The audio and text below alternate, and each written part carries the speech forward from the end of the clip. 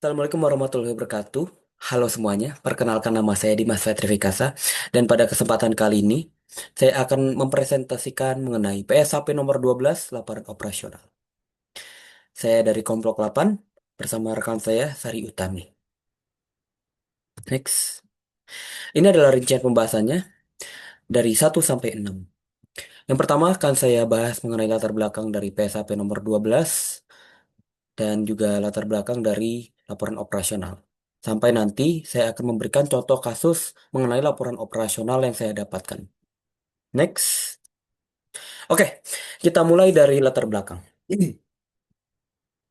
Pemerintah Indonesia menetapkan standar akuntansi pemerintah atau SAP berbasis akrual melalui Peraturan Pemerintah Nomor 71 Tahun 2010 sebagai dasar penyusunan laporan keuangan pemerintah. Sebenarnya, rencana penggunaan akuntansi berbasis akrual ini sudah dimulai dari tahun 2004 dengan disusunnya Standar Akuntansi Pemerintah atau CTA, yaitu PP nomor 25 tahun 2004. Nah, di dalam SAP ada PSAP nomor 12, yaitu mengenai laporan operasional. Seperti yang kita ketahui, ada beberapa laporan keuangan yang dihasilkan oleh lembaga pemerintahan. Salah satunya laporan operasional. Apa sih laporan operasional itu?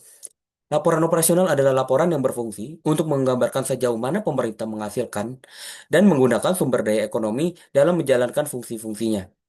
Dengan laporan ini, transparansi dan akuntabilitas pengelolaan keuangan negara dapat diwujudkan. Kenapa pemerintah harus melakukan transparansi dan juga me- memperlihatkan akuntabilitas mereka? Karena sumber daya ekonomi yang mereka terima itu mainly atau utama didapatkan dari kita sebagai masyarakat, mau itu dari pajak ataupun retribusi. Jadi, pihak pemerintahan itu diharuskan untuk memperlihatkan sebagaimana eh, pertanggungjawaban mereka atas sumber daya ekonomi yang kita berikan. Next. Nah, yang berikutnya adalah PSHP nomor 12 dan laporan operasional. Di dalam PSHP nomor 12, paragraf kedua, disebutkan, laporan operasional memberikan informasi tentang kegiatan operasional keuangan yang tercerminkan dalam pendapatan LO, beban, dan surplus atau defisit operasional dari suatu entitas pelaporan. Dengan kata lain, laporan operasional menyajikan hasil kegiatan ekonomi pemerintah selama satu periode waktu pelaporan dan mencerminkan kinerja keuangan pemerintah. Tidak seperti laporan LRA, di mana pendapatan di sini disebut pendapatan LO, sedangkan di LRA disebut pendapatan LRA. Dan beban yang disebutkan di sini itu di LRA disebut dengan belanja. Salah satu yang sama, satu-satunya yang sama di sini adalah surplus dan defisit, di mana di laporan LRA ataupun di laporan LO itu akan ada surplus ataupun defisit. Next. Nah, apa sih tujuan PSHP nomor 12 itu? Nah, tujuannya adalah menetapkan dasar-dasar penyajian laporan operasional untuk memenuhi akuntabilitas pengelolaan keuangan pemerintahan. Seperti yang saya sudah bilang tadi mengenai eh, transparansi dan juga akuntabilitas lembaga-lembaga pemerintah dalam mengelola sumber daya ekonomi mereka. Lalu ada tujuan laporan operasional, yaitu untuk menilai efisiensi dan efektivitas program pemerintah, menilai sumber dan juga penggunaan dana, mengukur surplus ataupun defisit dari kegiatan operasional itu sendiri. Apa sih itu surplus ataupun defisit? Surplus adalah kelebihan atau eh, keadaan di mana pendapatan itu lebih besar daripada beban operasional dari satu kurun waktu. Dan berbanding terbalik, defisit itu sendiri adalah kekurangan atau keadaan di mana beban itu lebih besar daripada pendapatan dari operasional itu sendiri.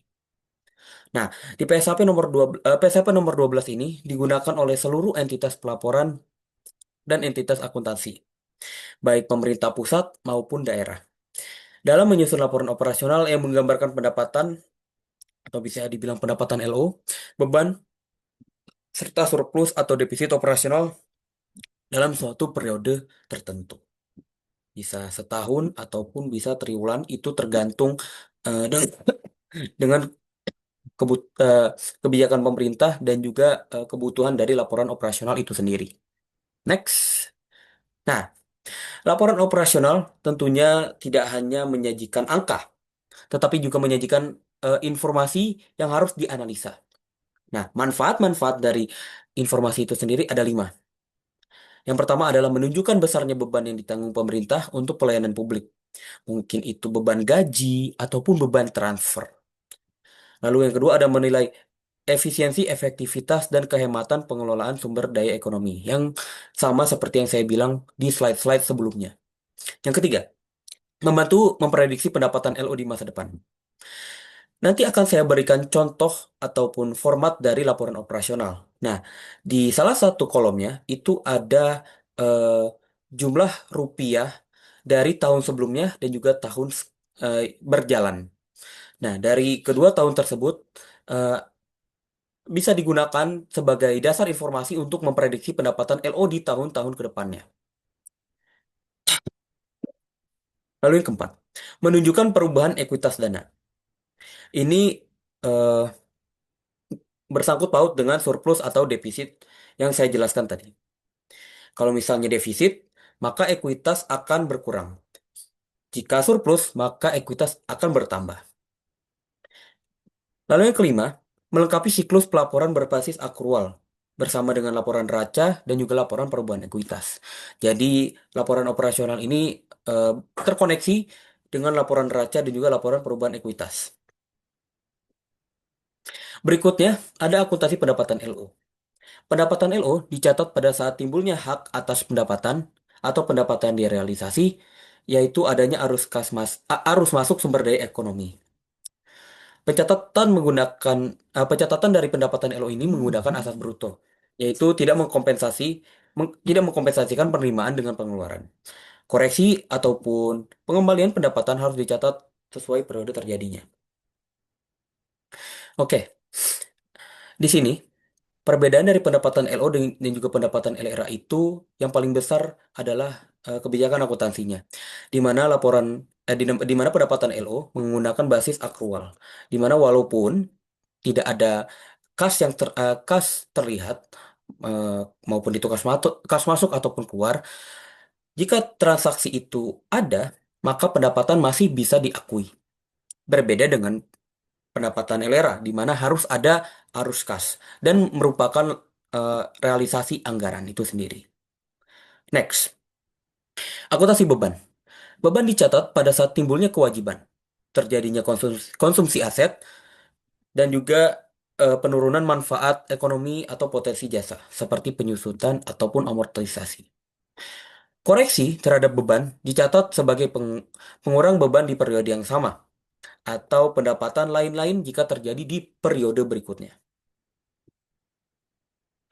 Nah, eh, ini adalah struktur dan juga format dari laporan operasional. Di sini saya sajikan ada 3 macam, tapi sebenarnya saya ingin menyajikan 4 macam, yaitu satunya yang berasal dari dinas. Yang pertama ada pemerintah pusat. Bisa dilihat di sini untuk pos-posnya sendiri ada pendapatan perpajakan.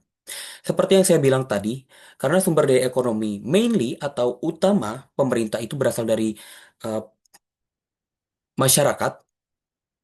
Maka untuk perpajakan itu sendiri ada pos tersendiri. Itu bisa berasal dari pendapatan pajak penghasilan, PPN, dan lain sebagainya. Ada juga pos pendapatan negara bukan pajak, seperti pendapatan sumber daya alam. Lalu ada pendapatan hibah, dan juga ada beban-beban, dan juga ada surplus atau defisit dari kegiatan operasional. Seperti di perusahaan biasa atau perusahaan yang berbasis laba, ada beberapa kegiatan yang di luar usaha atau non-operasional. Di pemerintah juga ada, yaitu kegiatan non-operasional, seperti surplus penjualan aset non-lancar atau penjualan aset tetap. Nah, ada pos yang spesial, yaitu pos luar biasa. Pos luar biasa ini tidak selalu terjadi, dan hanya terjadi jika ada suatu keadaan atau kondisi yang di luar dari kendali pemerintah, seperti bencana alam. Next, di sini ada laporan operasional pemerintah provinsi dan juga kabupaten ataupun kota. Nah, perbedaan antara provinsi, kabupaten dengan pusat itu dari pendapatannya. Yang pertama dari pendapatannya. Bisa dilihat kalau misalnya pendapatan pusat ini perpajakan yang tergolong pusat juga, seperti pajak penghasilan dan juga PPN. Sedangkan di provinsi ataupun kabupaten ataupun kota itu berasal dari pajak daerah ataupun retribusi daerah. Maka disebutkan di sini bukan pendapatan perpajakan, tapi pendapatan asli daerahnya. Di sini juga ada pendapatan transfer.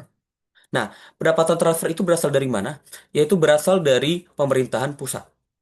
Kalau misalnya kalian lihat di sini, di bagian beban terselip ada beban transfer. Nah, di beban transfer ini timbul ketika pemerintah pusat mentransfer kekayaan mereka kepada pemerintah provinsi atau pemerintah di bawahnya. Kalau misalnya di pemerintah pusat diakui sebagai beban, kalau misalnya di pemerintah provinsi ataupun daerah-daerah itu diakui sebagai pendapatan. Nah, sama seperti eh, eh, sama seperti pemerintahan pusat, di sini ada juga pos luar biasa. Seperti yang saya bilang tadi, contohnya yaitu bencana alam ataupun perang ataupun lain sebagainya yang di luar kuasa pemerintah. Nah, untuk selanjutnya itu saya tidak tahu ini terlihat atau tidak. Tunggu sebentar.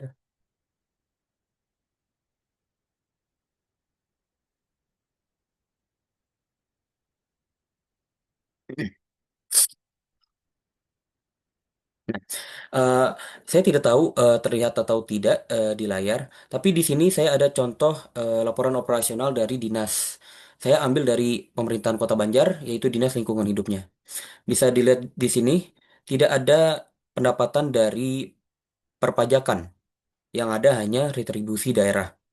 Dan formatnya ini lebih simple daripada pemerintah provinsi atau pemerintah kabupaten atau kota, di mana di sini hanya ada pendapatan, yaitu pendapatan asli daerah, beban operasi, dan beban operasinya itu hanya terdiri dari beban pegawai dan barang dan juga jasa, dan juga beban penyusutan dan amortisasi. Lalu di bawahnya ada surplus dan juga defisit. Oke, kembali di PPT-nya. Berikutnya akan saya jelaskan mengenai contoh kasus yang saya dapat mengenai laporan operasional. Nah, yang pertama adalah latar belakangnya. Diterapkannya peraturan pemerintah nomor 71 tahun 2010 tentang SAP itu mengharuskan instansi pemerintah untuk menerapkan akuntansi akrual dalam proses pencatatan mereka. Tapi seperti yang kita tahu sendiri, untuk penerapan suatu mekanisme baru itu belum tentu akan merata. Contohnya seperti yang terjadi di pemerintah Kabupaten Sidoarjo, di mana dalam pemeriksaan oleh BPK ditemukan ketidaksesuaian pengakuan pendapatan dan beban yang berpengaruh pada keandalan laporan operasional. Berdasarkan LKPD Kabupaten Sidoarjo tahun 2021 yang diserahkan oleh BPK RI Perwakilan Provinsi Jawa Timur pada 16 Mei 2022 yang diterima oleh Bupati Sidoarjo dan Ketua DPRD Kabupaten Sidoarjo. Deskripsi kasus. Dalam tahun anggaran 2021, pemerintah Kabupaten Sidoarjo mencatat beberapa pendapatan asli daerah mereka saat uang diterima atau disetor ke kas daerah dan bukan saat hak pendapatan itu timbul. Nah, jika ingin membuat laporan operasional seperti yang saya bilang, akuntansinya itu harus berbasis akrual. Yang dilakukan oleh pemerintah Kabupaten Sidoarjo ini, mereka masih menerapkan akuntansi berbasis kas, di mana tidak akan tidak akan sejalan dengan prinsip dari laporan operasional itu sendiri. Dan dalam tahun yang sama, pemerintah Kabupaten Sidoarjo mencatat pembelian perlengkapan yang memberikan manfaat selama kurang dari 1 tahun sebagai peralatan atau belanja modal.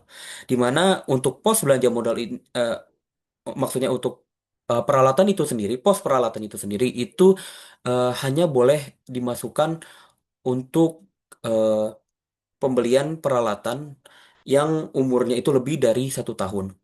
Jika kurang dari 1 tahun, bisa dan harus diakui sebagai perlengkapan atau sebagai aset lancar. dan bukan aset tetap. Next. Nah, analisa PSAP nomor 12 mengenai kasus ini. Yang pertama, menurut PSAP 12, pendapatan diakui pada saat timbulnya hak, bukan saat kas itu diterima. Pencatatan pendapatan retribusi oleh pemerintah Kabupaten Sidoarjo melanggar prinsip pengakuan pendapatan berbasis akrual, di mana mereka malah mencatat berbasis kas. Poin kedua, PSAP 12 menyatakan bahwa beban diakui ketika kewajiban terjadi, bukan saat pembayaran dilakukan. Mengakui belanja operasional sebagai belanja modal menyebabkan beban LO tidak tercatat secara benar. Jadi bisa dibilang beban LO-nya itu dicatat lebih besar atau overstated. Yang ketiga, karena pendapatan dan beban tidak dicatat sebagaimana seharusnya, nilai surplus ataupun defisit operasional tidak mencerminkan realitas kinerja ekonomi.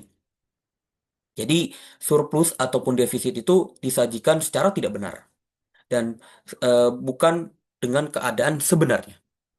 Lalu poin yang terakhir, PSAP 12 mensyaratkan LO harus andal, relevan, dapat dibandingkan, dapat juga dipahami. Nah, dalam kasus ini, keandalan dan relevansi LO itu menurun karena pencatatan tidak sesuai dengan substansi transaksi itu sendiri. Nah, mungkin segitu saja untuk presentasi mengenai PSAP nomor 12 dan juga laporan operasional dari kelompok 8 dan juga dari saya itu sendiri. Jika ada kurang, eh, tolong maafkan saya dan Assalamualaikum warahmatullahi wabarakatuh.